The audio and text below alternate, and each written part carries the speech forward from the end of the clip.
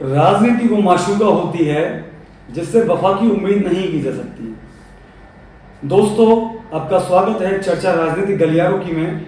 मैं आपका अपना मोहित बटवाड़ा अपने YouTube चैनल पर आपका स्वागत करता हूं। तो सबसे पहले बातचीत करते हैं।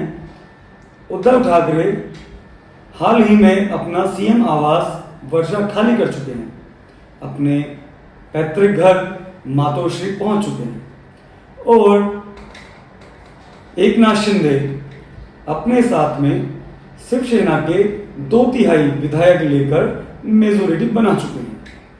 उनके पास कुल संख्या लगभग 43 के आसपास पहुंच चुकी है, जिसमें 37 के आसपास शिवसैनिक हैं और बाकी के बचे हुए 6 निर्दलीय विधायक हैं। अब हम चर्चा करते हैं कि क्या ऐसा पहली बार हो रहा है कि शिवसेना में दरार पड़ चुकी है। तो दोस्तों, इंटरेस्टिंग फैक्ट आपको बताना चाहूंगा कि 1990 में भी ऐसा हो चुका है कि शिवसेना टूटने के कगार पर पहुंच गई थी। उस टाइम पर शिवसेना सुप्रीमो बाला साहेब ठाकरे, उनके पुराने सहयोगी माधव देशपांडे के बीच में उद्धव ठाकरे और राज ठाकरे के बढ़ते राजनीतिक हस्तक्षेप को लेकर विवाद हो चुका था। तब उस समय बाला साहेब ठाकरे ने परिवार सहित राजनीति छोड़ने का ऐलान कर दिया था। कुछ ऐसी ही स्थितियां आज बन चुकी हैं। आज हम डिस्कस कर रहे हैं कि पुरानी शिवसेना और आज की शिवसेना दोनों में क्या फर्क है। जैसे हम सब जानते हैं कि बाला साहेब की शिवसेना जो जानी जाती थी, वो अपने उग्र हिंदुत्व, मराठी अस्मिता और राजनीति में अप्रत्यक्ष रूप के चलते हुए जानी जाती थी। लेकिन आज की जो शिवसेना जानी जाती है, वो जानी जाती है सहिष्णुता, सत्ता लोलुपता और राजनीति में प्रत्यक्ष दखल के चलते हुए।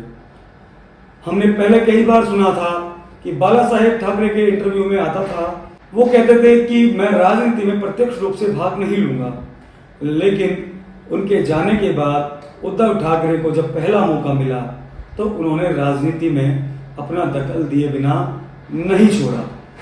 अब हम चर्चा करते हैं। आज की तारीख में उद्धव ठाकरे सीएम पद छोड़ने का मन बना चुके हैं, ऐसा उनकी राजनीतिक मजबूरी भी है। वहीं दूसरी ओर उनके सहयोगी दल एकनाथ शिंदे को सीएम बनाने के लिए ऑफर कर चुके हैं।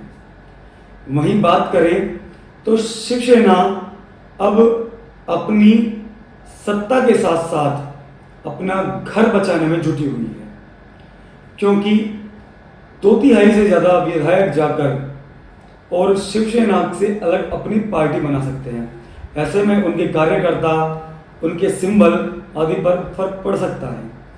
अब हम बात करें, जो संजय राउत कल तक ठसक भरे अंदाज में बातें करते दिखाई दे रहे थे, वो आज नरम तेवर के साथ में आ चुके हैं और ऐसा लग रहा है कि कहीं ना कहीं उन सबको अंदाजा है कि गेम चेंज हो चुका है। राजनीतिक गलियारों में अक्सर चर्चा हुआ करती थी कि उद्धव ठाकरे एकनाथ शिंदे के लिए अपने फैसले तक रोक दिया करते थे, लेकिन जब वो मिलने आते थे तो उनको इंतजार कराया जाता था। उद्धव ठाकरे और एकनाथ शिंदे के बीच में बढ़ती हुई खाई का कारण हम 3 पॉइंट्स के द्वारा समझ सकते हैं। परिवारवाद, उद्धव ठाकरे, आदित्य ठाकरे, इनका एकनाथ शिंदे के विभाग में सीधा दखल हुआ करता था। दूसरा, सत्ता लोलुपता, जैसा कि हम अपने पुराने वीडियो में बता चुके हैं कि सत्ता के चलते उद्धव ठाकरे और शिवसेना ने कई निर्णय गलत ले लिए थे। और तीसरा है विचारधारा का टकराव। कहीं ना कहीं विचारधाराओं में एनसीपी, कांग्रेस और शिवसेना की विचारधाराओं में फर्क पड़ता है। इसलिए ये नौबत आई थी कि सरकार को गिराने का ये फैसला लेना पड़ा। तो दोस्तों, आगे की देखने वाली बात ये रहेगी कि क्या उद्धव ठाकरे सत्ता के अलावा अपनी पार्टी को टूटने से बचा पाएंगे, अपना तीर कमान का निशान बचा पाएंगे, क्योंकि 2/3 से ज़्यादा मेजोरिटी एकनाथ शिंदे के साथ में है। तो मिलेंगे अगले वीडियो में अगले किसी घटनाक्रम के साथ। नमस्कार।